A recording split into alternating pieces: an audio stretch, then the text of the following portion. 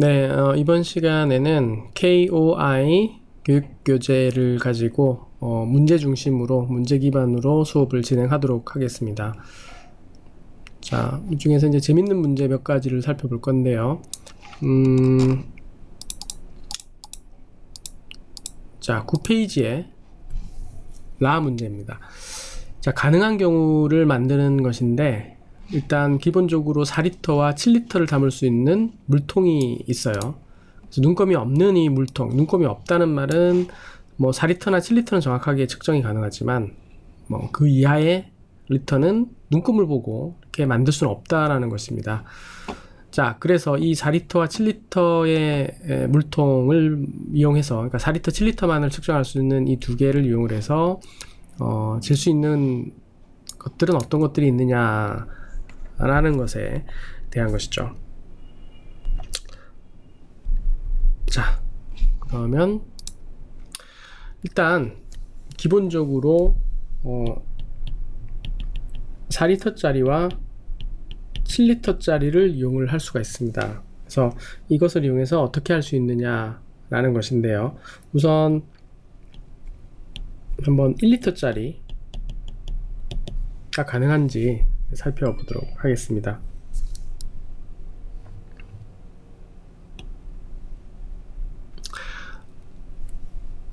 네, 1리터 짜리요.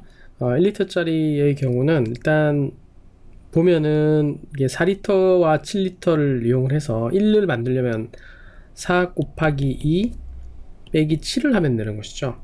그래서 결국 뭐냐면 4리터의 물을 담아서 4리터에 있는 물을 7리터에 담으면 7리터에는 4리터가 차있고 3리터가 비어있겠죠. 이렇게. 자, 그러면 다시 한 번 더 4리터의 물을 채워서 여기에 넣게 되면은 결국 남는 것은 1리터가 남고 여기에는 7리터가 가득 차게 되겠죠. 그죠? 그래서 1리터를 만들 수가 있습니다. 그래서 이런 방식으로 접근하는 것인데요. 자, 그러면 2리터는 또 어떻게 할 수 있느냐 라는 것이죠. 자, 2리터의 경우는 그 1리터를 만들었던 1리터를 다시 7리터에 넣습니다. 그러면 7리터에는 기본적으로 1리터가 차 있고 여기 남은 것은 이제 6리터가 되겠죠. 그래서 이 6이라는 거를 가만 생각해 보면 4리터 짜리를 한번 넣고, 자, 그러면 어떻게 되죠? 4가 이렇게 되고 2가 남게 되죠. 2리터가 남고 결국 여기 5리터가 남게 될 겁니다. 그럼 4리터를 다시 한번 넣게 되면 남는 것은 2리터가 남고 여기는 7리터가 차는 방식으로 되겠죠. 자, 3리터도 한번 해보겠습니다. 3리터의 경우는 뭐 4리터와 7리터니까 이 차가 보면 3리터죠, 그죠?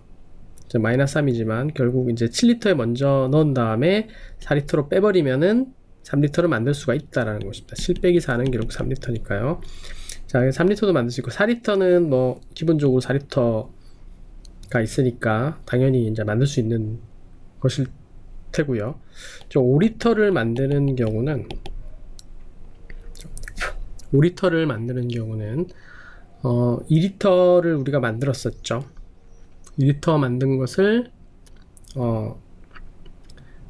2리터에 만든 게 있어요. 여기 앞에서 만든 게. 그래서 2리터 만든 거를 일단 4리터에 넣죠. 4리터 넣으면 4리터에 이렇게 2 들어가 있게 됩니다. 그러면 7리터에 물을 넣은 다음에 여기에 남아있는 2리터를 넣게 되면은 결국 남는 것은 5리터가 남게 되죠. 그죠? 자, 그럼 6리터 한번 살펴보겠습니다. 6리터는 우리가 만들었던 3리터를 이용을 할 건데요. 자, 3리터를 4리터에다 넣으면 3하고 여기 1이 남아 있겠죠. 그죠? 그러면 7리터에 있는 물을 여기다 부어 넣으면 결국 남는 것은 6리터. 그래서 6리터를 만들 수 있습니다. 그래서 기본적으로 1리터부터 뭐 7리터도 이제 만들 수 있는 거고요. 뭐 이 4리터와 7리터만 이용하는 것이 아니라 만약에 그냥 만들어내야 하는 상황이라면 8리터, 9리터, 10리터 계속 만들 수가 있겠죠. 왜냐하면 기본적으로 1리터를 만들 수 있기 때문에 계속 더해줄 수가 있는 것이겠죠. 기본적으로. 그런데 일단 가지고 있는 4리터와 7리터밖에 그릇이 없고 이 안에서 만들어야 되는 경우라면은 1리터부터 7리터까지를 모두 만들 수 있게 된다라는 것이죠. 자, 그래서 결국 이 문제는 뭐 1리터, 2리터, 3리터, 5리터, 6리터를 모두 만들 수 있는 상황이 되는 것이죠. 자, 그리고 페이지 10페이지에 나오는 이제 가를 한번 풀어보겠습니다. 가 문제를 보면 수열 문제죠.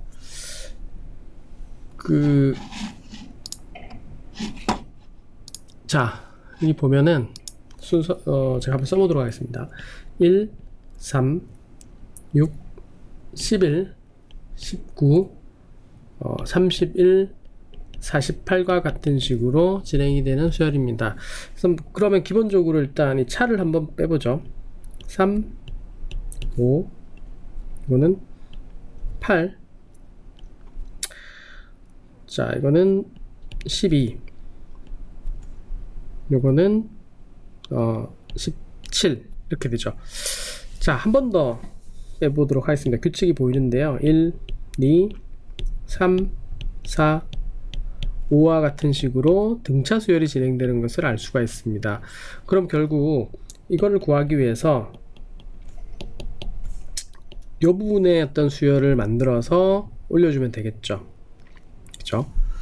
자, 그래서 그 다음 숫자를 찾는 것은 간단하게 우리가 알 수 있는 것이 이제 6이 더해질 거니까 23이 되고, 그래서 23이 다시 더해져서 71이 만들어지는 방식으로 해서 찾을 수가 있을 것입니다. 그래서 우리는 여기서 조금 더 나가서 일반항을 한번 만들어 보도록 하겠습니다.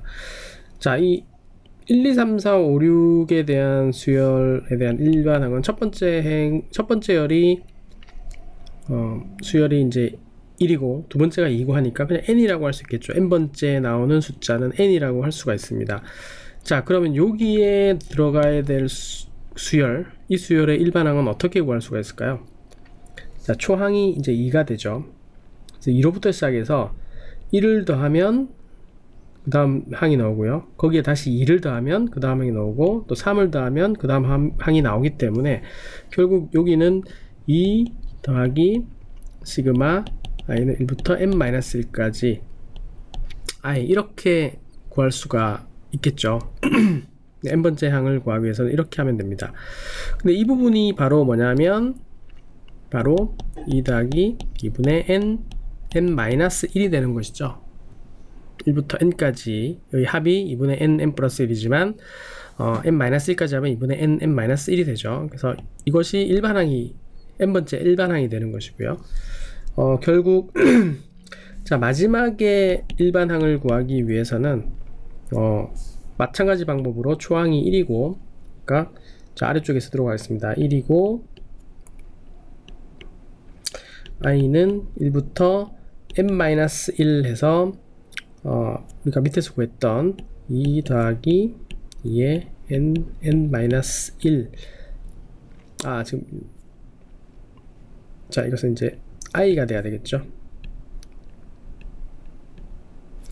자, 이 부분에 대한 어떤 합이 바로 여기서 구하려고 했던 일반항이 될 것입니다. 그래서 이걸 풀어보면은 결국 어떻게 되느냐, 1 더하기 2분의 n-1 더하기 2분의 1을 빼고요. 자, 이 부분이 i 제곱에 대한 합이죠. i 제곱의 합이니까 6분의 n-1 2n-1이 되고 빼기 i니까 2분의 n-1. 그래서 이 식을 정리를 하면은 바로 우리가 구하려고 했던 이 부분의 일반항이 될 것입니다. 그럼 여기서 그 1부터 n까지 합이 왜 2분의 n 플러스 1이고 그리고 n제곱들의 합이 n1까지의 합이 왜 6분의 n 플러스 1, 2n 플러스 1인지, 지금 요 경우는 이제 n-1까지니까 이렇게 나온 거지만 어떻게 이런 공식들이 나오는지를 한번 추가적으로 살펴보도록 하겠습니다. 자, 우선 1부터 자 n까지의 합을 우리가 SN이라고 하겠습니다. 자, 그러면 마찬가지로 이렇게 해서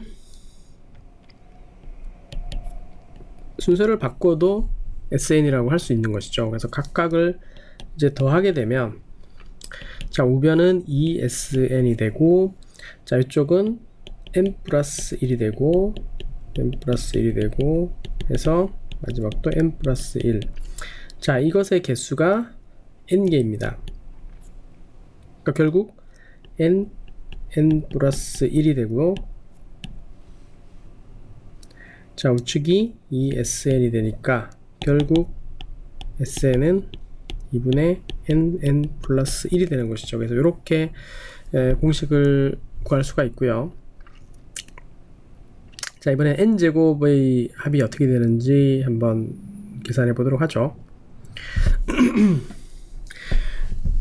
자, n제곱의 합을 계산하기 위해서 우리는 이 식을 한번 살펴보도록 하겠습니다. n 플러스 1의 3승 빼기 n의 3승은 어떻게 되는지 한번 살펴보도록 하죠. 자, n의 3승 3n의 제곱 n 플러스 1 마이너스 n의 3승이 되니까 결국 이것은 3n제곱 플러스 3n 플러스 1이 됩니다. 그렇죠? 그래서 이 식을 이용을 하게 될 겁니다. 자, 그러면 2의 3승 빼기 1의 3승은 3 곱하기 1의 제곱 3 곱하기 1 더하기 1이 되고요. 그리고 3의 3승 빼기 2의 3승은 3 곱하기 2의 제곱 3 곱하기 2 플러스 1이 되고, 마찬가지로 n의 3승 빼기 n-1의 3승은 곱하기 n-1의 제곱 더하기 3 곱하기 n-1 더하기 1이 되고, 결국 n 플러스 1의 3승 빼기 n의 3승은 3n의 제곱 더하기 3n 플러스 1이 될 겁니다. 그래서 요거를 이제 합하게 되면, 자, 다 합하게 되면 3으로 묶어 보도록 하죠. 이 부분을 3으로 묶으면 1의 제곱부터 1의 제곱부터 n의 제곱까지가 쭉 더해지겠죠, 이 부분이. 그래서 그거를 우리가 이제 SN이라고 하겠습니다. 그래서 이걸 SN이라고 해서 우리가 구하려고 하는 것이죠. 자, 그리고 여기도 보면 3으로 묶어 보면 1부터 n까지의 합이 됩니다. 그래서 우리가 이것은 공식을 알고 있죠. 2분의 n 플러스 1이 되고요. 그리고 이 부분은 1이 총 n개가 나옵니다. 그래서 n이 되는 것이죠. 자, 근데 왼쪽을 살펴보면 다 더하게 되면 이렇게 이런 식으로 지워지게 됩니다. 그래서 남는 것이 n 플러스 1의 3승 빼기 1의 3승이죠. 그러니까 1이 남는 것이죠. 그래서 이 식을 정리를 하면 SN은 자 n 플러스 1의 3승 빼기 1이 있는 상태에서 다 넘기도록 하겠습니다. 빼기 2분의 3 n 플러스 1 빼기 n이 되고요. 그리고 3분의 1이 곱해줘야 되는 것이죠. 그래서 이것을 정리를 하게 되면 자, 정리를 하게 되면 자, 이렇게 됩니다. 3분의 1을 그대로 두고 자, n 플러스 1로 묶어 보도록 하겠습니다. n 플러스 1로 묶는데 여기서 보면은 마이너스 1 여기 n이 있기 때문에 n 플러스 1이 묶이죠. 그래서 묶어 보도록 하겠습니다. 그래서 남는 것이 n 플러스 1의 제곱, 그죠? 여기서 n 플러스 1의 제곱 빼기 2분의 3n 빼기 1이 남게 되고요. 결국 이것을 정리하게 되면 자, 이 부분이 n의 제곱 플러스 2n 플러스 1이고 마이너스 2분의 3n 마이너스 1이니까 이렇게 지워지고, 결국 남는 게 뭐냐면 n 제곱 2분의 4니까, 그죠? 2분의 4니까 2분의 1이 남습니다. 2분의 1n이 남아서 여기서도 이제 n으로 묶이죠. 그래서 n으로 묶으면 2분의 2n 플러스 1이 남게 됩니다. 그래서 결국은 계산하면 6분의 1 n 플러스 1 여기 지금 n 플러스 1로 뽑아냈었죠. 플러스 1 2n 플러스 1이 남게 됩니다. 그래서 우리가 원하는 공식을 유도할 수 있게 되었죠. 자, 이번에는 페이지 10페이지에 있는 납업 문제를 살펴보도록 할 텐데요. A, B, C, A, B, C를 더했을 때 B, B, A가 되었다. 다른 알파벳은 서로 다른 숫자를 나타낸다 라고 했을 때 만족하는 A의 값을 찾는 문제입니다. 그래서 만족하는 A의 값을 찾는 문제인데, 일단 우리가 살펴보면 A는 기본적으로 일단 짝수여야 된다는 걸 알 수가 있어요. 1의 자리에 보면 C 더하기 C가 A가 되기 때문에 C 더하기 C는 이제 2C가 되는 거죠. 이 C가 결국 A니까 A는 짝수여야 합니다. 그리고 이 3의 자리에서 A 더하기 A가 B인데 자릿수가 유지가 되었어요. 넘어가지 않았기 때문에 일단 짝수, 작은 것부터 생각해보면 2가 될 수도 있고요. 2 더하기 2는 4 해서 이제 뭐 이렇게, 그리고 짝수여야 되니까 4도 괜찮습니다. 근데 6 이상이 되면 자릿수가 올라가기 때문에 2 아니면 4예요. A는 2 아니면 4라는 것을 알 수가 있습니다. 자, 그리고 이제 B에 대해서 한번 살펴보도록 하죠. 자, BB 더해서 B가 됐다 라는 말은 일단 11 했을 때 이제 2가 되는데, 그러면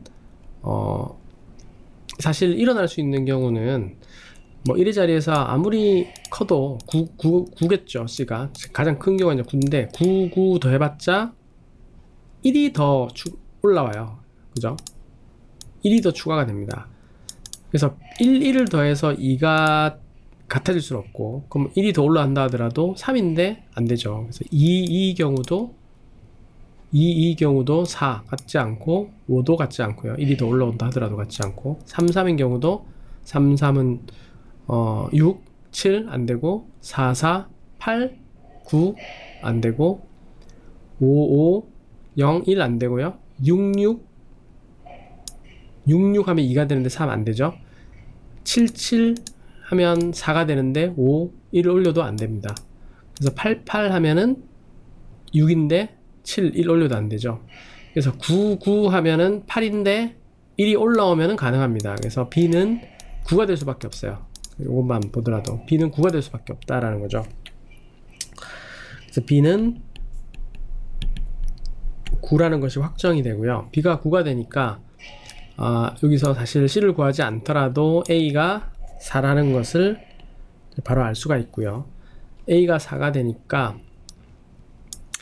여기까지 한번 해보죠. 그래서 B가 9였으니까 9 해서 8인데 1이 올라야 되니까 C가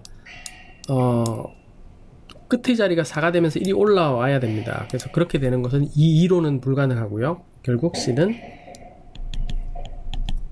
7이라는 것을 알 수가 있죠. 그래서 결국 해답은 400, B가 9, 7, 497 더하기 497을 이제 해서 여기가 이제 4가 되고, 여기가 9가 되고, 여기가 9가 되는 형태로 답이 나올 수밖에 없다는 것을 알 수가 있습니다. 자, 그리고 또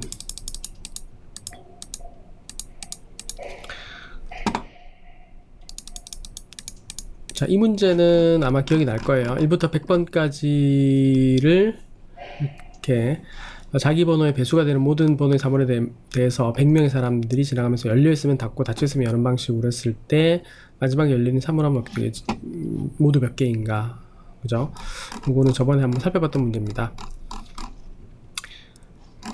그래서 배수에 해당하는 거, 그래서 완전 제곱수인 경우가 열려 있다라는 것을 알 수가 있었죠. 자, 이거 뭐 재밌는 문제들이 많이 있는데요.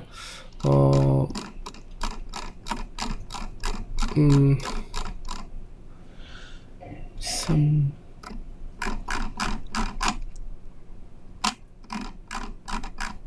소의 조합 문제 하는 것도 뭐 충분히 할 수가 있을 겁니다. 이 부분은 뭐 조금 더 기회가 되면은 수업 시간에 좀 더 자세히 설명을 하도록 하겠습니다. 자, 그리고 또 14에 뭐 이 경우도 보면은 이제 도형 개수를 세는 것인데요. 자, 서로 다른 4점을 이어서 만들 수 있는 정사각형의 개수는 총 몇 개인가 라는 문제죠. 자, 여기서 보면 알 수 있지만, 자, 이렇게 됩니다. 하나, 둘, 셋, 넷, 이렇게.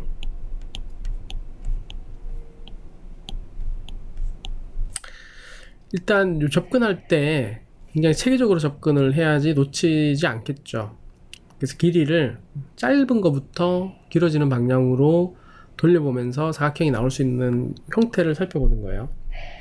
그래서 일단 한 변의 길이가 가장 짧은 게 이제 1이죠. 그래서 이런 사각형, 이 총 몇 개인가? 3 곱하기 3.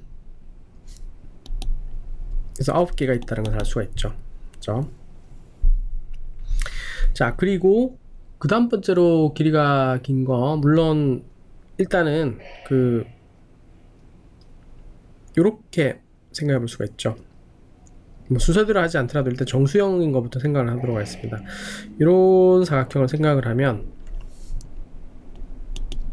2 곱하기 2에서 4개를 만들 수가 있고요. 그리고 이 사각형에 대해서 보면 1개가 있습니다. 그렇죠?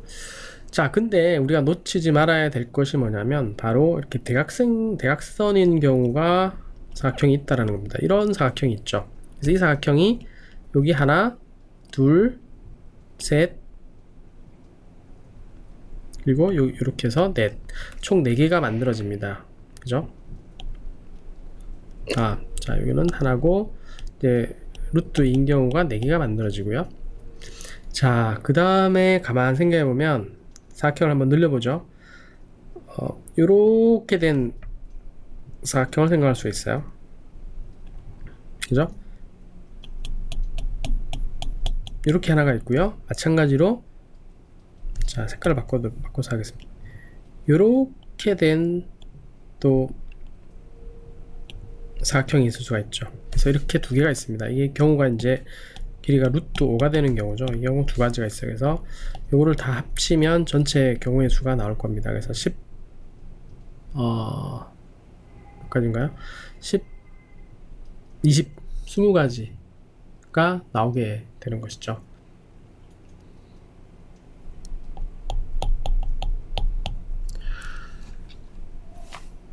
자, 그러면 이제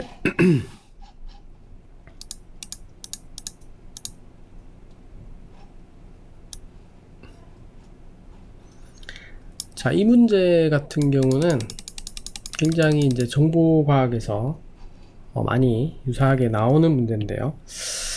5개의 동전이 있습니다. 5개의 동전이 있어서 1원짜리 동전 하나, 2원짜리 동전 하나, 4원짜리 동전 하나, 8원짜리 동전 하나, 16원짜리 동전 하나. 딱 보였을 때, 아, 이것은 이진수 문제구나. 1, 2, 4, 8, 16. 그죠? 이것들의 합으로 어떤 숫자를 만들 수 있느냐인데, 이렇게 되는 것이죠. 1, 2, 4, 8, 16, 32까지는 아니고요.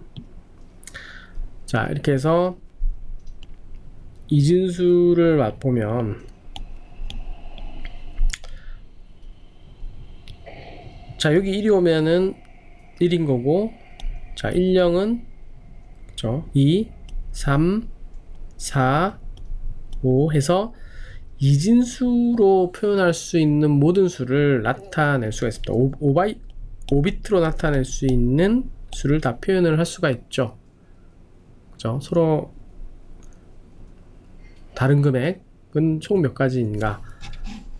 그래서 어떻게 되나요? 2에 5승이 32인데 최대 나타낼 수 있는 것은 11111인 경우인 31까지 나타낼 수가 있습니다. 그래서 결국 1부터 31까지의 금액을 표현할 수가 있게 되는 것이죠. 자, 이런 식으로 접근을 하면 되고요.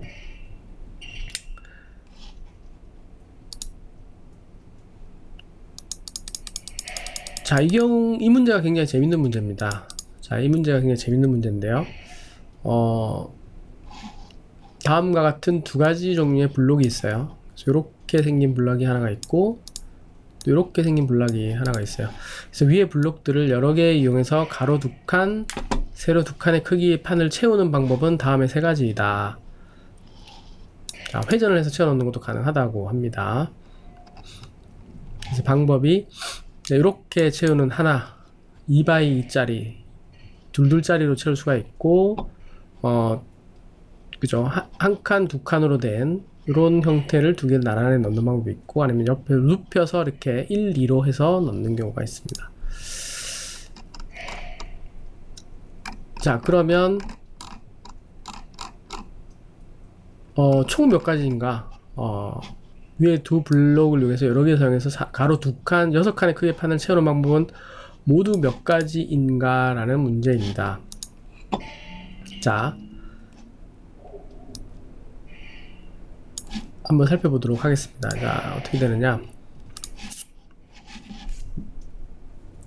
일단 기본적으로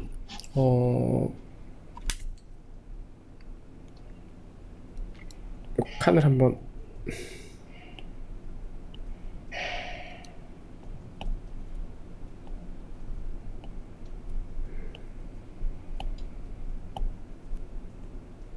저렇게 칸을 채우는 것이죠. 두 칸, 6칸짜리, 두 칸, 6칸짜리를 이렇게 만들어서 채우는 방법인데, 일단 이걸 채울 때 채우는 방법의 경우의 수를 fn이라고 정의를 하도록 하죠. fn. 그러니까 이게 n칸이라고 했을 때, 자, 이 n칸을 채우는 방법을 fn이라고 하면, 자, 마지막에 이 칸을 채울 때, 자, 이런 식으로 채울 수가 있겠죠. 그러니까 이렇게 눕혀서 이렇게 마지막 칸을 채우는 방법이 있거나 또는 그렇지 않거나, 그죠? 그래서 그 두 가지 경우밖에 없습니다. 그래서 마지막에 눕혀서 채우거나 또는 그렇지 않은 경우, 두 가지 경우밖에 없는 것이죠. 그래서 이렇게 마지막에 채우는 경우라면, 어떻게 되냐면 결국 그때의 경우의 수는 n-1칸을 채우는 경우의 수와 같을 겁니다. 그렇죠? 그래서 f의 n-1이 되는 것이고요. n-1의 경우이거나 합해야 되죠. 합하는 경우여야 되죠. 이 경우 또는 또 아닌 경우니까. 자, 이 마지막에 이걸 쓰지 않는 경우라면, 자, 이 부분을 한번 보죠. n-2칸까지 채웠다고 가정하고요. 이 경우의 수가 있고, 여기를 채워야 되는 것이죠. 이걸 쓰지 않고 채워야 됩니다. 그래서 그 경우가 어떻게 되느냐. 자, 2x2짜리 요거 하나를 써서 채우는, 이 부분을 채우는 방법이 있고요. 또는 이렇게 채우는 경우가 있죠. 다른 경우는 없습니다. 그죠? 그래서 마지막에 그럼 이렇게 하면 안 될까요? 자, 이 경우는 아까 전에 마지막에 이렇게 이 부분을 채우는 경우에 다 포함이 되어 있는 거죠. 그래서 이 경우는 해당하지 않습니다. 마지막에 이게 아닌 경우들을 찾아야 되기 때문에. 자, 그래서 이거 아니면 이걸로 채우는 방법 두 가지가 있어요. 그래서 각각의 경우에 대해서 또 n-2칸이죠. 두 칸이니까 n-2칸을 채우는 경우의 수가 있기 때문에 결국 2 곱하기 f의 n-2라는 관계식을 우리가 뽑을 수가 있게 돼요. 그래서 이 관계를 찾아내는 것이 가장 중요하다고 볼 수가 있겠습니다. 피보나치 방식도 이제 이런 식으로 정의를 하게 되고요. 이러한 문제는 실제 코딩을 했을 때 프로그래밍을 통해서 문제 해결을 할 때 매우 간단하게 풀 수 있는 문제죠. 재기적인 방법으로 풀 수가 있는 문제입니다. 그래서 성능이 떨어지는 부분에 대해서는 메모이제이션이라는 기법을 이용을 해서 해결을 할 수가 있기 때문에 아주 좋은, 점화식이 만들어지는 것은 아주 바람직하고 쉽게 문제를 해결할 수 있는 방법인 것이죠.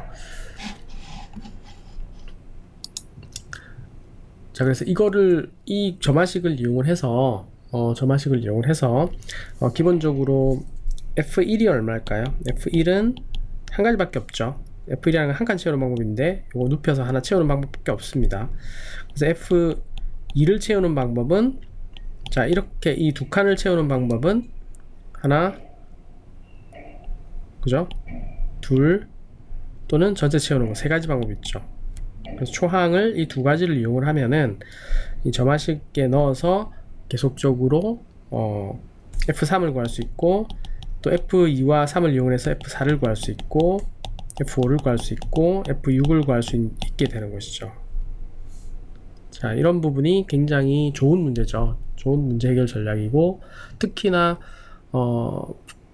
프로그래밍, 코딩을 이용해서 풀 때는 굉장히 쉽게 접근할 수 있는 문제가 되겠습니다.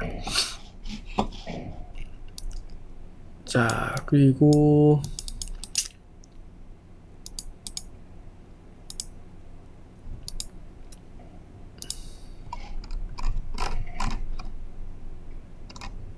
자, 이 문제도 굉장히 이제 중요한 문제인데요.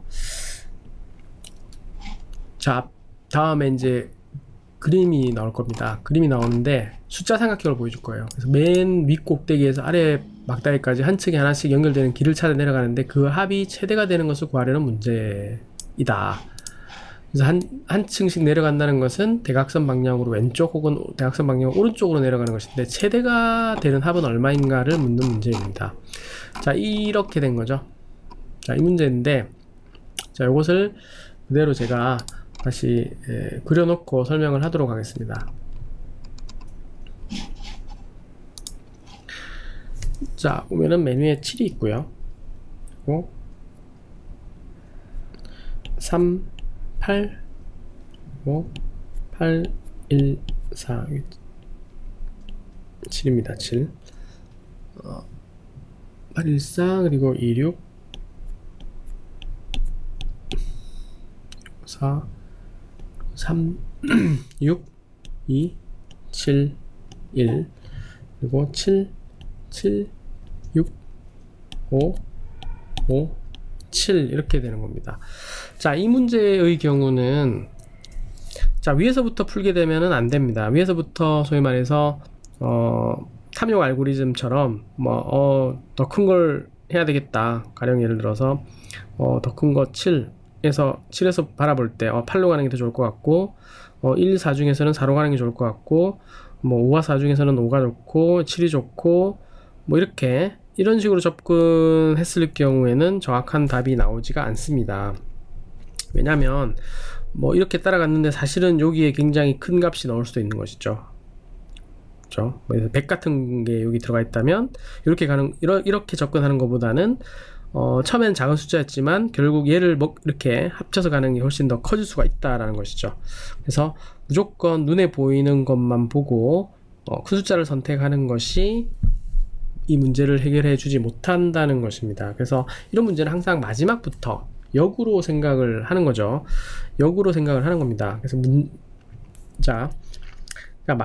만약에 3회까지 내려왔는데 최대값으로 9에서 3까지 내려왔다고 가정한다면 왼쪽을 선택할 거냐 오른쪽을 선택할 거냐라는 것이죠. 그래서 이 경우는 사실 7, 7이 동일하기 때문에 결국 3의 입장에서 볼 때는 가장 맥시멈하게 되는 경우가 플러스 7이 되는 경우일 것입니다.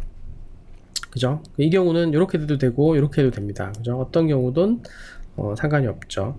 자, 6의 경우라면 플러스 7을 선택하는 경우가 가장 베스트가 되겠죠. 자, 2의 경우라면 플러스 6을 선택하는 경우가 될 거고요. 자, 7의 경우라면 플러스 5가 되는 것이 가장 베스트인데 뭐 어느 쪽이든 상관이 없습니다. 자, 1의 경우는 플러스 7을 하는 경우가 베스트가 되겠죠. 그래서 이 경우를 선택하는 것이 지금까지 그 계산된 값이 만약에 최대값이었다면 이렇게 선택하는 것이 올바른 답이라는 것이죠. 자, 그렇게 해서 한 칸 더 올라가도록 하죠. 그 2의 입장에서는 어떻게 해야 되나요? 자, 이 경우로 하게 되면 플러스 10이 되고요. 그죠? 이 경우는 플러스 13이 됩니다. 그래서 플러스 13의 경우를 선택하는 것이 베스트 케이스입니다. 그래서 이쪽을 선택하는 것이고요. 자, 마찬가지로 6의 경우는 13과 8 플러스 13을 선택하는 것이 베스트고, 자, 이 경우는 플러스 8과 플러스 12 플러스 12를 선택하는 것이 베스트고, 이 경우는 플러스 12와 플러스 8 플러스 12를 선택하는 것이 베스트가 됩니다. 자, 8의 경우를 생각해보면 플러스 15와 19, 자, 플러스 19를 선택하는 것이 베스트가 될 거고요. 자, 이 경우는 19와 17이죠. 자, 플러스 19를 선택하는 것이 베스트가 될 것이고, 17과 16 플러스 17을 선택하는 것이 베스트가 될 겁니다. 자, 3의 경우는 플러스 27과 20인데 플러스 27을 하는 것이 베스트가 될 거고요. 자, 이거는 20과 21인데 플러스 21을 하는 것이 베스트가 될 겁니다. 자, 마지막으로 7의 입장에서는 30과 29가 됩니다. 그래서 플러스 30이 되는 경우가 베스트가 될 것이고요. 이 경우를 선택해야 되겠죠.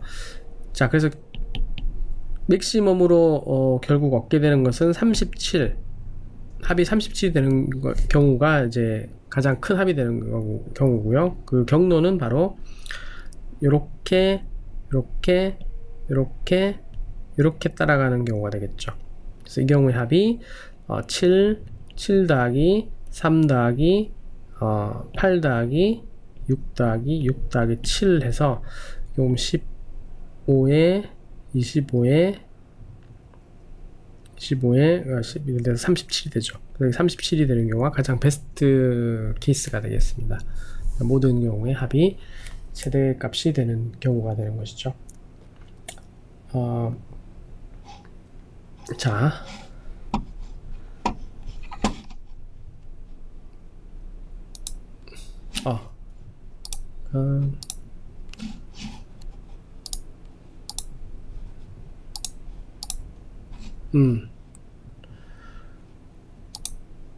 네,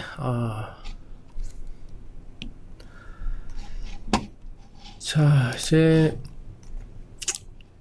페이지 23의 문제를, 자, 이 문제도 수업 시간에 좀 더 자세히 설명을 하는 것으로 하고요.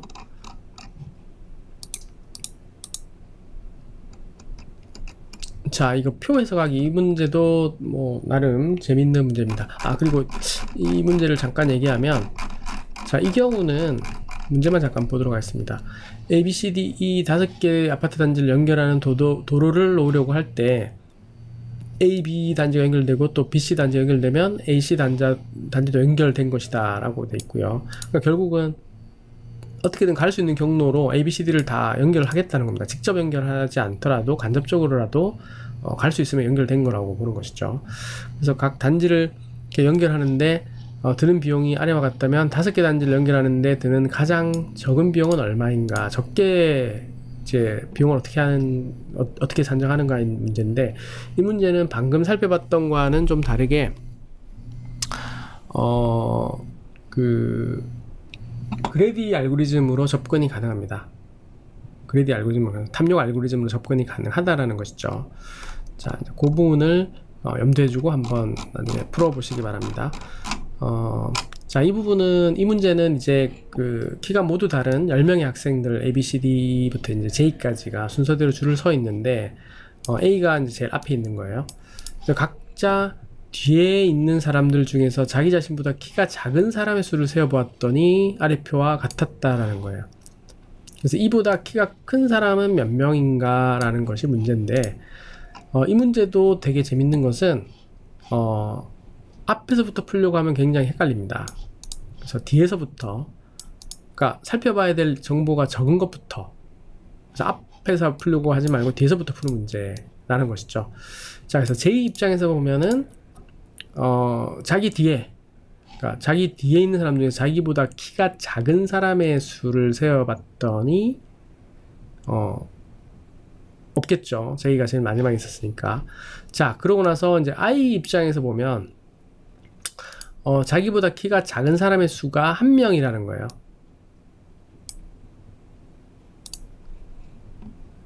자기보다 키가 작은 사람이 한 명이라는 거죠. 한 명이라는 거죠. 그러니까 결국 그 말은 뭐냐면 우리가 작은 사람부터 세워서 차례대로 세운다고 가정했을 때 결국 J와 I를 둘만을 순서를 세운다고 했을 때 J가 먼저 서고 그 다음에 I가 와야 된다라는 거죠. 그렇죠? I 뒤에 자기보다 작은 사람이 J가 한 명 있었기 때문에 그 J가 바로 앞에 와야 된다는 거죠. 결국 그 말은 뭐냐면 이 자기보다 작은 사람의 수가 이 숫자에 해당하도록 위치를 찾아 들어가면 되는 거예요. 차례대로 꼭 역으로 이거 역으로 해야지만 반드시 정확하게 계산이 되겠죠. 자, 이제 H가 이제 끼어들려고 합니다. H를 끼어들려고 하니까 뒤를 돌아본다는 말은 결국 I, J를 보고 비교를 한다는 거죠. 자기보다 더 작은 사람이 한 명 있다는 거예요. 자, 그렇게 자기보다 한 명 있도록 H가 끼어드는 방법은 바로 이 사이에 들어가는 방법이죠. 그래서 H의 위치가 여기 드는 것이고요. 자, G의 경우는 3명이 와야 됩니다. 자기보다 더 작은 사람이 그 3명이 다 자기보다 작다는 거예요. 결국 그죠? 그래서 결국 G의 위치는 여기 오게 되는 것이고요. 자, F는 2명이 와야 되니까 F의 위치가 이제 여기 되는 것이고 E는 3명이 와야 되니까 이렇게 와야 되는 것이고 D는 6명이 와야 돼요.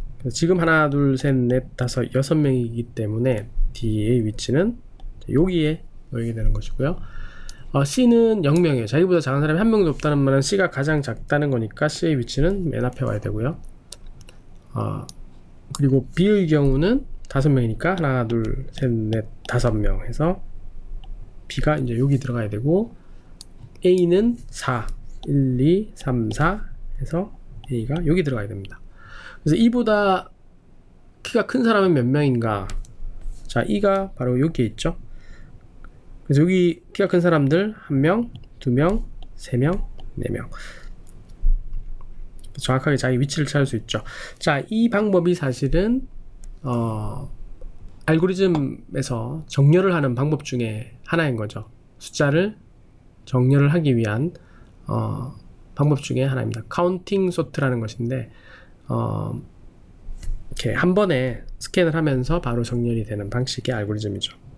소트 타임이 굉장히 빠른 대신에 좀 제한적인 요소가 있는 그런 알고리즘이 되겠습니다. 자, 이러한 내용으로 참고를 해서 강의를 살펴보고 또 수업 시간에 보다 구체적인 이야기들을 나눠보도록 하겠습니다.